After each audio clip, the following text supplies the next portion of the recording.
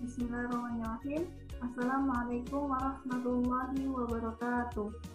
Perkenalkan, nama saya Eliza Salviani, NPM C1C01948. Baiklah, di sini saya akan menjelaskan mata kuliah Akuntansi Keuangan Lanjutan 1 Bab 6 yang berjudul Transaksi Entitas Induk dan Entitas Anak Aset Tetap.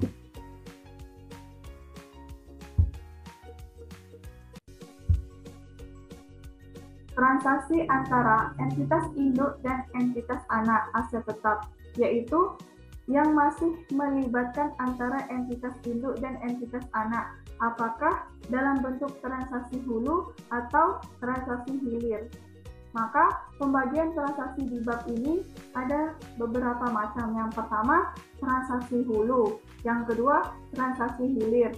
Yang ketiga, aset tetap yang dibagi menjadi dua, yaitu aset tetap yang mengalami penyusutan dan aset tetap yang tidak mengalami penyusutan.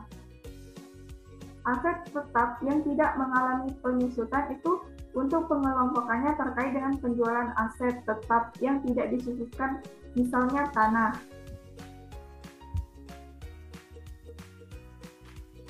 Satu, transaksi penjualan aset tetap.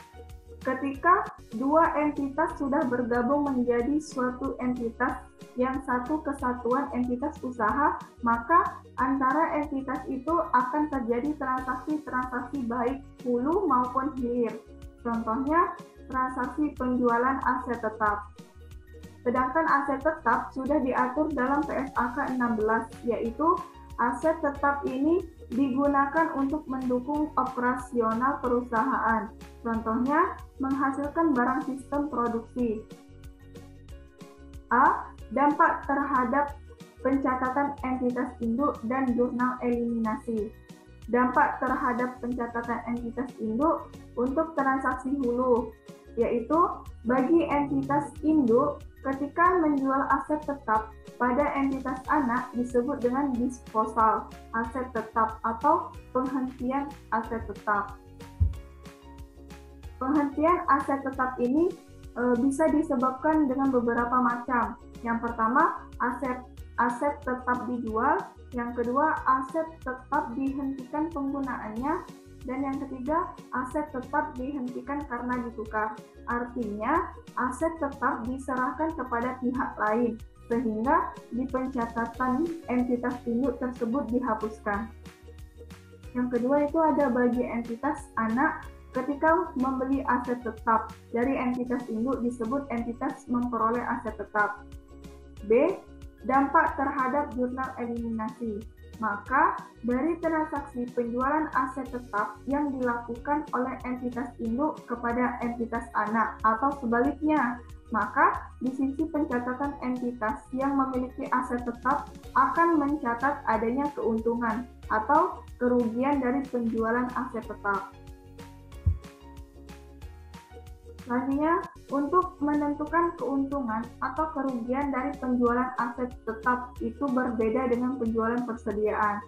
Nah, itu ada dua. Yang pertama, aset tetap keuntungan atau kerugian akan dihitung dengan menghitung selisih atau membandingkan antara harga jual aset tetap dengan nilai tercatat atau nilai buku dari aset tetap tersebut. Yang kedua itu untuk persediaan menentukan keuntungan atau kerugian dari penjualan persediaan, yaitu dengan mengurangkan harga perolehan atau harga jual dikurang harga perolehan pada saat memperoleh barang dagang tersebut. Nilai tercatat atau nilai buku sama dengan harga perolehan aset tetap dikurang akumulasi penyusutan. Akumulasi penyusutan sama dengan akumulasi semua beban-beban penyusutan yang sudah diperhitungkan selama aset tetap tersebut dimanfaatkan. Jika harga jual lebih tinggi dibandingkan harga buku tanggal penjualan, maka akan diakui keuntungan dari penjualan aset tetap. Sebaliknya, jika nilai buku dari aset tetap pada saat menjual dibandingkan dengan harga jual, maka akan diakui sebagai kerugian.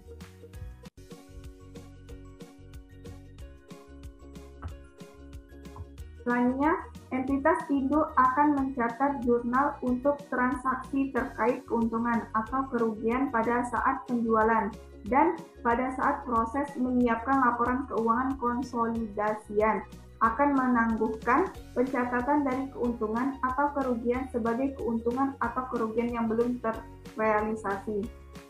Keuntungan atau kerugian dari aset tetap dikatakan sudah terrealisasi, yaitu aset tetap disusutkan dan aset tetap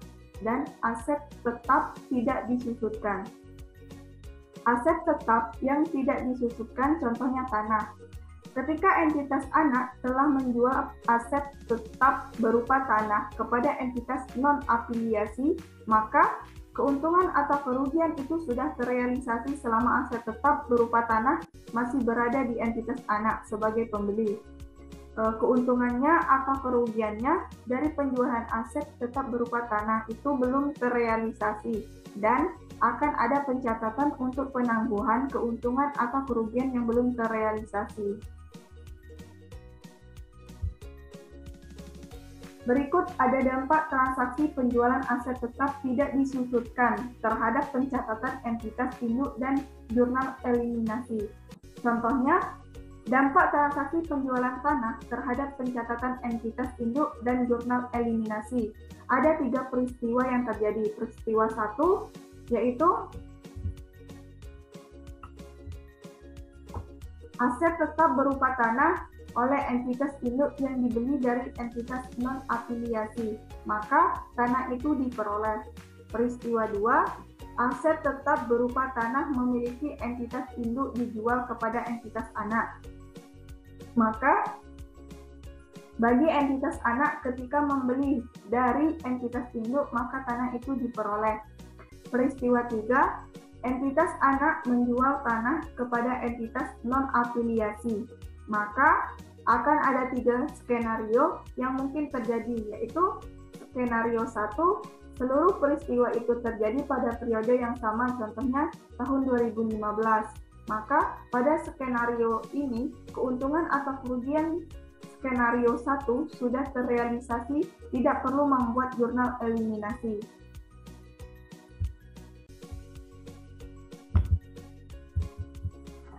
Selanjutnya skenario 2, peristiwa 1 dan peristiwa 2 terjadi dalam periode yang sama, sedangkan peristiwa 3 terjadi di tahun berikutnya atau entitas anak belum menjual tanah tersebut ke pihak entitas non-afiliasi.